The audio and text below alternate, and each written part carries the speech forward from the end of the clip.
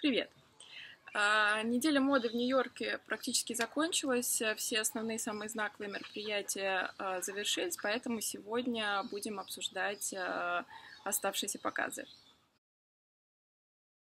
В сезоне весна-лето 2018 Ральф Лорен, а точнее Кевин Карриган, которого назначили на должность креативного директора бренда в январе 2017, явно закончил все запасы Пи де Пуля и Принчипо ди Галлес, я имею в виду ткани, образы скорее предназначенные для ранней весны, чем для лета, и выполнены полностью из вышеперечисленных мной материалов. Неожиданное решение для марки Ральфа Лорен, особенно потому, что мы привыкли видеть ее такой.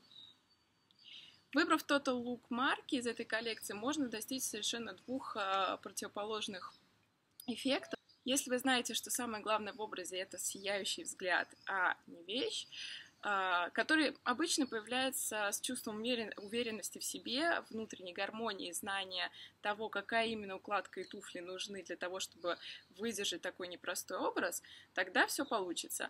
В обратном случае в нем очень легко потеряться и получить эффект костюма офисного планктона.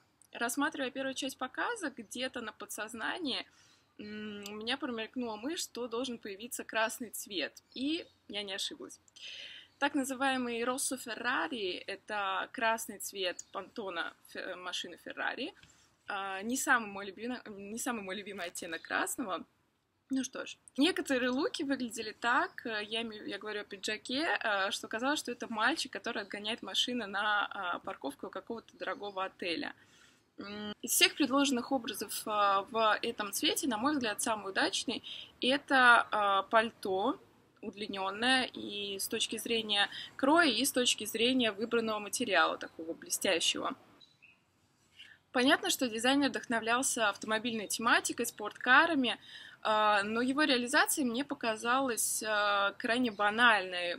Очень в лоб это было сделано, а сочетание блестящего желтого, глянцевого черного и тюля выглядело как неудачное платье для выпускного. Уже нет никаких сомнений в том, что основным трендом Нью-Йоркской недели моды стали исчезающие грани между мужским и женским, между различиями полов, меняющаяся функция женского гардероба. Пожалуй, мода как нельзя лучше отражает нынешнюю социально-демографическую картину в мире. Интерпретация костюма гонщика-механика, на мой взгляд, стала отличной находкой дизайнера. Майкл Корс. Я небольшой фанат батика и платьев силуэтов начала 2000-х, но помимо этого в коллекции Майкла Корса было на что посмотреть. Дизайнер верит своему лаконичному стилю casual chic, такой everyday chic. Деликатная цветовая палитра от розового до нежно-голубого, оттенков лаванды, много белого, много жемчужно-серого, беж. Все это было очень красиво. Особенно интересен этот выбор цветов, с учетом того, что дизайнер, как мне показалось, попытался рассмотреть тему гавайских принтов, которые, как правило, очень яркие, но под совершенно новым углом. И Корс сделал это очень деликатно, очень тактично. Это один из тех редких случаев, когда в смешанных показах, где представлены и мужские модели, и женские модели, мужские оказались сильнее и ярче, на мой взгляд, и больше привлекли мое внимание лично. Безумно красивые цветовые сочетания, объемы, силуэты, детали вещей.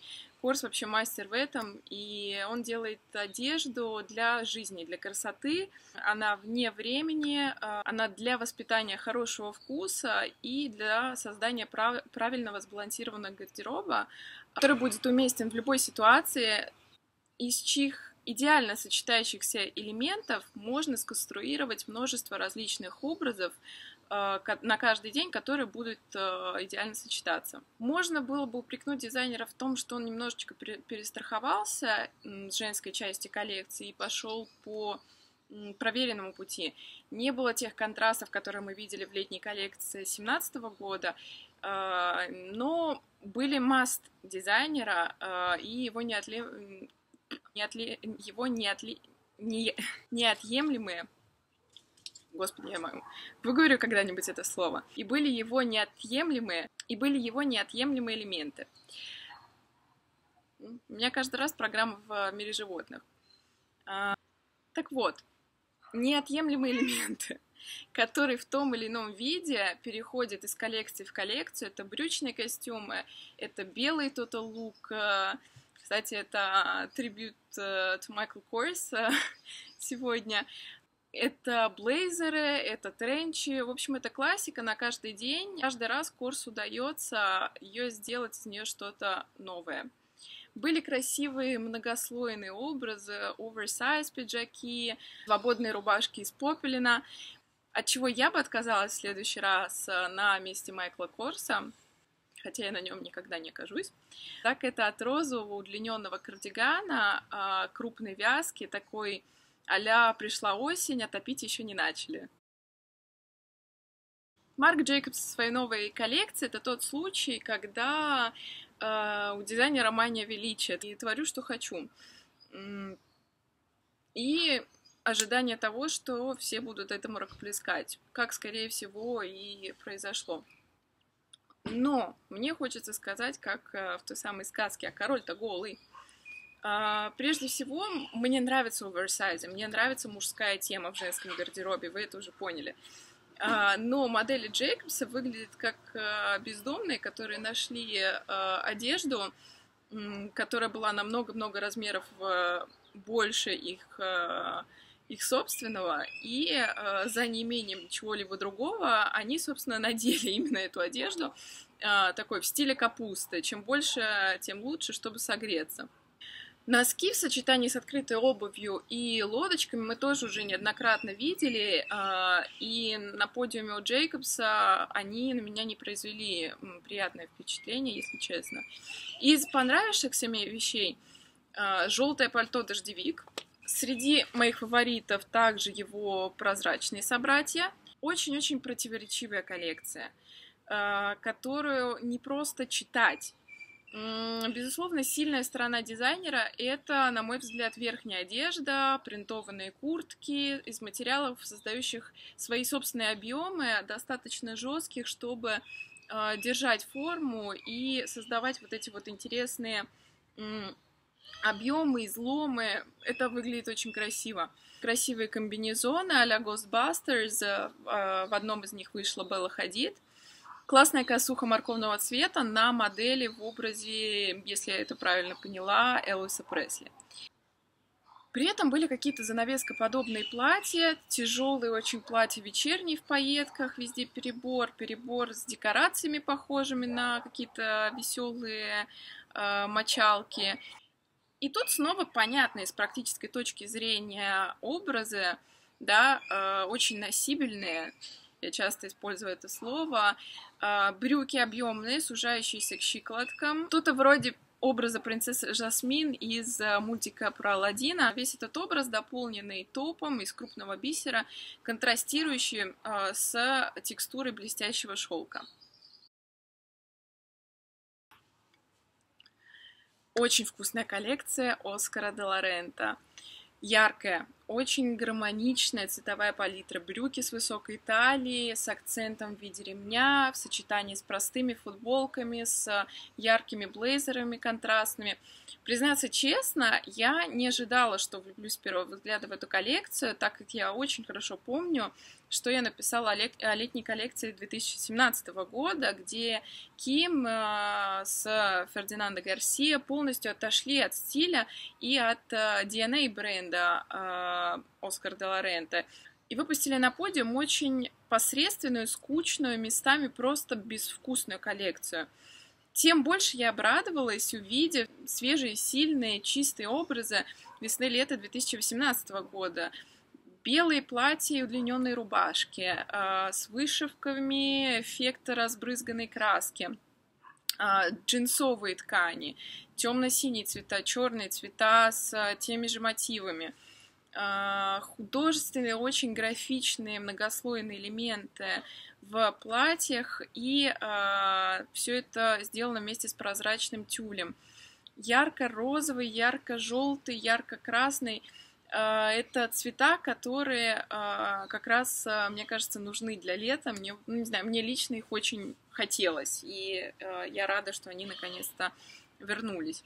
В завершение прекрасные вечерние образы, красивая работа с органзой, с пайетками, это все очень правильно, деликатно сделано, с объемами, со светло-серым тюлем, со стразами, с цветовыми переходами, просто завораживающе. В общем, дизайнеры в моих глазах реабилитировались и сделали по-настоящему классную коллекцию, готовую к тому, чтобы ее немедленно купили и надели.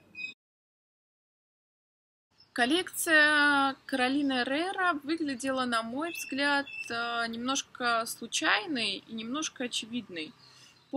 Если это были полоски, то это были прям полоски. Если это был горошек, то это был вот такой вот горошек.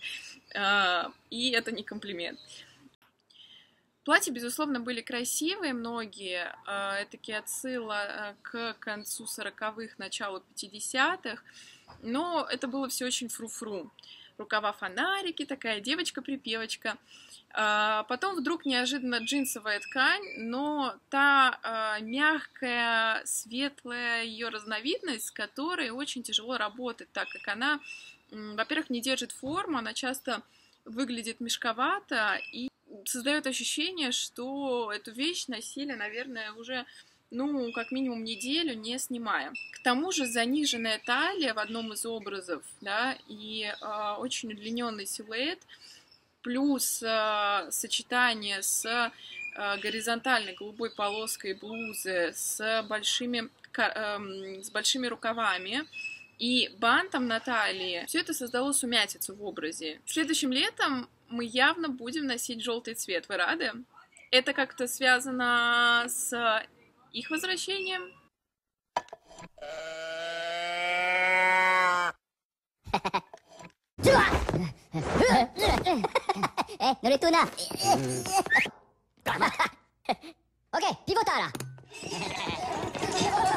Шучу. Конечно, это так называемый императорский желтый. Не всем он идет, но будем учиться его носить.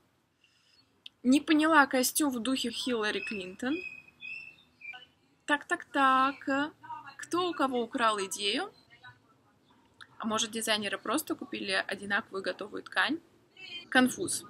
Наряды тоже варьировались от ткани упавшего парашюта и платья «Теннисный мяч» до очень элегантных и стилистически интересных решений и выбора материалов и силуэтов.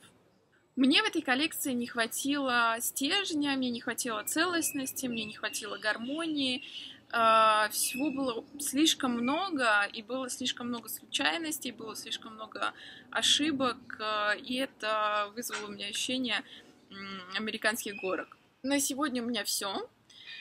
Спасибо за компанию, как всегда. И если понравилось, ставь лайк, подписывайся на мой канал, и увидимся в Милане. Чао-чао!